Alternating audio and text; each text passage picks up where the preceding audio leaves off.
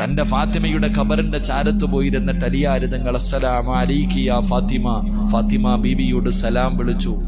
അവിടെ അലിയാർ തങ്ങൾ ഫാത്തിമ ബീവിയുടെ ഖബറിന്റെ ചാരത്ത് പോയിരുന്ന് സലാം പറഞ്ഞു. സലാം അടക്കുന്നില്ല.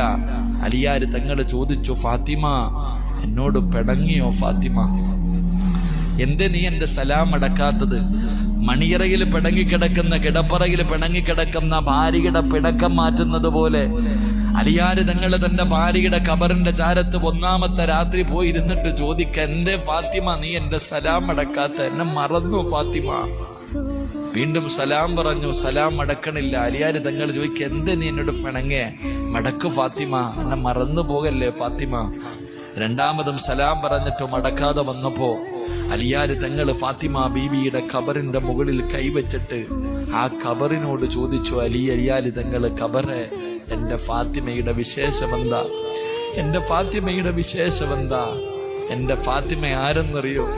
എന്റെ ഫാത്തിമ ആരെന്നറിയോ?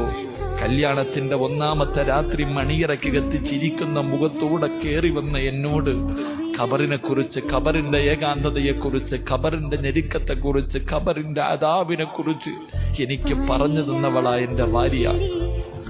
എന്റെ മണിയറയിലിരുത്തിയിട്ട് ഈ മണ്ണറ മണിയറയാക്കാൻ മുസല്ല വിരിച്ചിട്ട് നിസ്കരിപ്പിച്ചവളാ ഫാത്തിമ.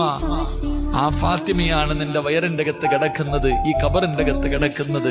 എന്റെ ഫാത്തിമയുടെ വിശേഷം എന്ത് എന്ന് ഖബറിന്റെ ചാരത്തിരുന്ന് കരഞ്ഞുകൊണ്ട് ചോദിച്ചു എന്ന് ചരിത്രം പറയുമ്പോ, എന്റെ പ്രിയപ്പെട്ട സഹോദരങ്ങളെ, ജീവിതം എന്ന് പറയുന്നത് ഇതിനാ മക്കളെ.